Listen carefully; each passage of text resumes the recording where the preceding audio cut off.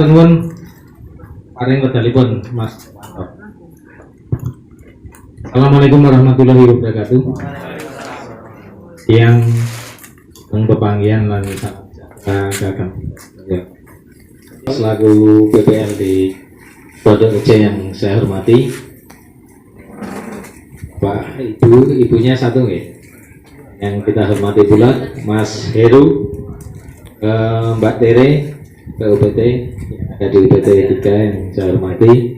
Yang pertama dan utama, marilah kita senantiasa memanjatkan puji syukur kita kehadirat Tuhan Yang Maha Allah Subhanahu wa Ta'ala yang telah memberikan rahmat, hidayah, lebih-lebih kesehatan sehingga pada kesempatan siang hari ini kita bisa berkumpul bersama di pendopo apa Mas?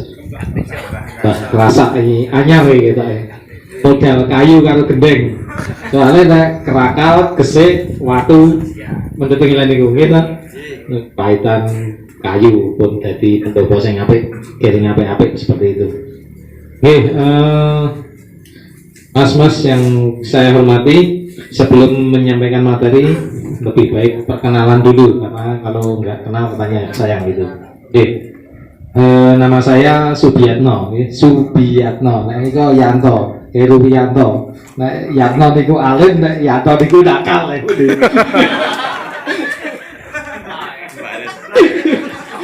Seperti itu. Oke, lajeng tugas kula sami Mas Pur menika teng UPT BB 4 wilayah 3. Nek kula wilayahe Margodadi, Kalurahan Margodadi Seyegan. Omah kula nggih Lore, Kamal Kulon, Margomulyo Seyegan. Lajeng saya pernah di Pondok Rejo selama 8 bulan tahun 2017 kalau nggak salah. Jadi belum sempat muter-muter secara keseluruhan, sudah dikon pindah kan luwih nyerak seperti itu. Nggih, alhamdulillah ning sayangnya dari Jepang oleh panjenengan sedaya nggak masalah. Oke. Terkait materi hari ini yang mau kita sampaikan langsung dicari aja Mas nganu olahan tanah. Ya, nggih. Terkait materi yang akan sampaikan, persiapan lahan untuk budidaya hortikultura khususnya napa nek mriki sing dominan napa cabe nggih. Cabe. Nggih. Pada kesempatan hari ini monggo tadi saya sudah melatih nggih di Ketingan menyampaikan materi yang sama nggih seperti itu. Terkait dengan persiapan lahan. Terus pemilihan lahan ya, pemilihan lahan bagi petani menika menjadi hal sangat penting, sangat vital karena memang lahan itu menentukan mau seperti apa budidaya yang akan kita lakukan. Untuk semua jenis tanaman ya, lebih-lebih tanaman hortikultura ini memang lebih-lebih cabai, kemudian melon, ada timun dan lain sebagainya. Tanaman berumur pendek menika kesiapan lahan menjadi hal yang sangat penting, menjadi vital apabila panjenengan semua mau berusaha tani.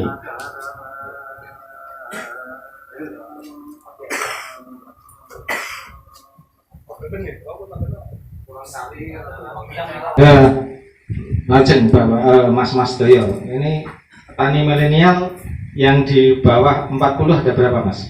40 tahun atau semua di bawah 40 nggih? Jadi saya semangat kabeh ngoten lho. Nggih. Terkait dengan persiapan lahan menika napa nggih? Kriteria janjane ya ora kriteria. Paling tidak mendekati lah menika. Pemilihan lokasi ideal yang pertama strategis. Pun yang dikatakan strategis menika menurut saya adalah relatif karena memang nek kon golek sing bener-bener dekat sumber air, dekat dari jalan dan lain sebagainya itu yang namanya sawah itu kebanyakan tidak mungkin seperti itu. Ya, monggo kalau tanah-tanah yang kita miliki misalnya tanah warisan gitu ya tergantung wong tuane lek arep ngenai arep nang pinggir Kerasak apa nang pinggir Pan apa nang pinggir Lagah Hombo niku wis anane kagungane tiyang sepuh ngoten niku. Aksesnya mudah. Jadi untuk pengangkutan baik nanti sarana produksi, baik nanti saat panen itu relatif lebih mudah seperti itu. Kemudian yang lebih penting kalau bisa nih, karena memang saat ini yang namanya petani nek sing bener-bener bertani ini artinya yo tangi turun nang alas engko nek rumah buntul ya, itu bener-bener bertani. Ini nek panjenengan sedaya saya kira sampean nggih, ya toh? Boten sampean sing tenanan sinten iki. Artinya tenanan iki nek nandur Lombok 10.000 wit, dan iki 5.000 lah, boten 10.000. Itu tak dereng ngoten nggih. Atau pun, napa pun? Niku. Jenengan Mas? Oke, ketara, ketok iki nek salah terus kaya kula maksudnya. Oke, seperti itu. Terus pemilihan lahan nek dekat rumah, artinya dekat rumah itu relatif terjangkau. Jenengan ini nek petani sambilan menika penak, artinya misalnya pun jenengan berangkat kerja jam 7 jam 8, mangke jam 5 sampai jam 7 menika jenengan iso nyambi. Misalnya pas nandur Lombok ada rempel dan ada naleni dan sebagainya, punya waktu 1 jam itu bisa nyambi. Yang namanya tanaman itu hidupnya air, udara, sinar matahari, itu komponen yang harus ada. Monggo, jadi dekat sumber air, artinya di sini sewaktu-waktu tanaman itu membutuhkan air atau kita sendiri membutuhkan air, itu dipastikan ada.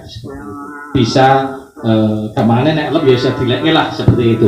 Kemudian termasuk untuk perawatan, untuk penyemprotan, pengocoran dan sebagainya pada saat dibutuhkan, kalau bisa ya tersedia biar nanti semuanya, karena memang yang namanya budidaya pertanian itu gampangannya dari udah tanduran, kalau awak ide pemeliharaan itu oyak-oyakan. Jadi misalnya tanduran Mas Heru tadi ada tanduran cabai, ada tanduran melon, ada tanduran timun. Artinya saat ini tanam, wayai nanam ya nanam, wayai ngelanjari itu ngelanjari, wayai pupuk susulan harus pupuk susulan. Karena memang tanaman musiman itu waktunya sangat terbatas, antara misalnya hari ini sampai 20 hari ke depan, 30 hari ke depan adalah fase pertumbuhan vegetatif. Nanti setelah itu fase pertumbuhan generatif. Semuanya harus tepat waktu bila panjenengan menginginkan pertumbuhan yang optimal, karena hasil yang optimal didapat dari pertumbuhan yang optimal. Olah tanah dan sebagainya. Yang melakukan pengukuran pH tanah sudah berapa orang? Rata-rata seperti apa pH-nya? Netral, asam, basa? Oh, berarti netral, netral ya, sudah netral. Ya, alhamdulillah. Artinya di sini bahwa pengukuran pH tanah menjadi sangat penting ya, menjadi sangat penting karena memang nanti efektivitas pemupukan panjenengan, pemberian pupuk, kalau pH-nya itu netral, bagus sesuai dengan keinginan tanaman, nanti pemberian pupuk itu juga akan efektif. Artinya tidak sia-sia, karena memang di pH netral ini tanaman akan secara optimal menyerap pupuk yang panjenengan berikan di lahan. Seperti itu. Jadi monggo sekali lagi kalau yang lain sudah melakukan pengukuran pH, tolong yang lainnya juga melakukan, agar nanti panjenengan misalnya punya lahan saat ini 1000 meter misalnya, mau olah tanah kemudian memberikan pupuk, misalnya ada NPK, kemudian ada TSP dan sebagainya, dengan tonase misalnya masing-masing 1 kental, itu keinginan panjenengan agar tanaman optimal, tanaman bisa menyerap unsur hara dengan baik, itu adalah dengan pembetulan pH dulu, misalnya menaikkan pH atau menurunkan, rata-rata menaikkan kalau di daerah sini, Tempel dan sekitarnya. Jadi sekali lagi pentingnya pH yang optimum, pH netral 5,5 lah, 5,5 atau ya 5,6 sampai 7,5 pH-nya, agar nanti tanaman bisa menyerap unsur hara secara maksimal, unsur hara yang jenengan berikan pada pemupukan dasar. Beda halnya jenengan pengen nandur Lombok dan sebagainya, neng letonge nandur gini tangganya misalnya, itu kita tidak tahu sejarahnya, apa pupuk apa tenan ora, fermentasi tenan ora, fermentasi dadi apa ora. Yang kita khawatirkan kalau fermentasi itu tidak jadi, seperti masih tadi malah banyak yang layu fusarium itu kan sayang itu. Makanya monggo sekali lagi fermentasi itu penting sekali. Dan kalau jenengan punya tanaman lombok, pengen nandu lombok yang banyak lah, katakanlah banyak lah 10 kancah atau yang paling tidak 4.000 5.000 pohon, jangan sekali-kali jenengan itu gambling menggunakan pupuk organik yang belum jadi. Jangan sekali-kali gambling, jangan sekali-kali golek bejo dengan menggunakan pupuk yang belum jadi. Ya naik bejo, kalau nggak bejo kan malah rugi banget jenengan. Investasinya sudah sangat besar, waktunya, tenaganya dan lain-lain sudah kita curahkan, tapi pada saat panen malah alum semua. Karena memang penggunaan pupuk yang mentah ini biasanya munculnya layu fusarium, patek itu tanaman pada saat buahnya lebat-lebat itu belum petik tapi sudah lebat sekali, satu buah sudah ada yang merah itu baru muncul sebenarnya. Pengaruh dari penggunaan pupuk yang mentah seperti itu. Jadi monggo sekali lagi penggunaan pupuk yang fermentasi sangat diperlukan. Kita diskusi ya, permasalahan apa yang ada di lapangan, yang ada di aturan.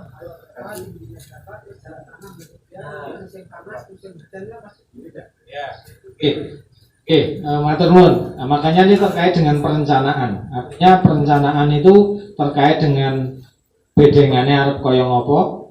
Ya, di sini yang namanya BMKG. BMKG itu selalu memberi buletin atau berita terkait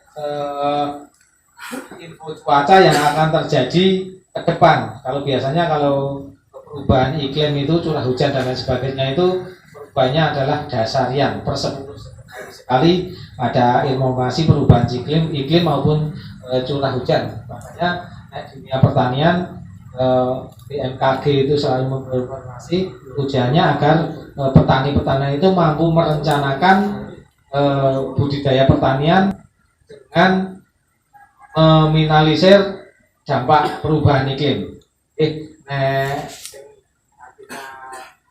PU dan lain sebagainya, ada rabas-rabas, ada pembersihan sungai dan lain sebagainya.